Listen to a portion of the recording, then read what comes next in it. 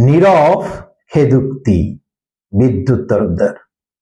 বিয়ে হয়েছে অনেক দিন, হয়েছে দুটি কন্যা, ফুটফুটে চাঁদের মতন। কেন হয়েছে কন্যা? দোষ দাও আমাকে সকালে বিকালে। আমি তো জেনেছি ডাক্তারের কাছে, ছেলে হবে না কন্যা হবে, মায়েদের কি যায় আসে? সবই নির্ভর করে বাবার ক্রোমোজোমে। তুমি তো এ ব্যাপারে কর্তা, তোমার দুর্বলতা কেন চাপাও আমার উপরে?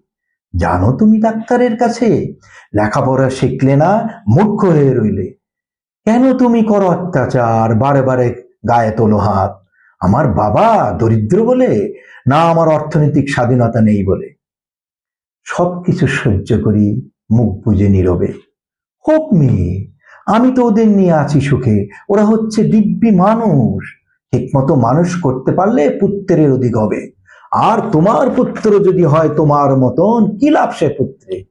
দেয় না স্ত্রীর মর্যাদা, গালি দেয় সর্বসম্মুখে, করে শারীরিক মানসিক অত্যাচার দেহে আর অন্তরে।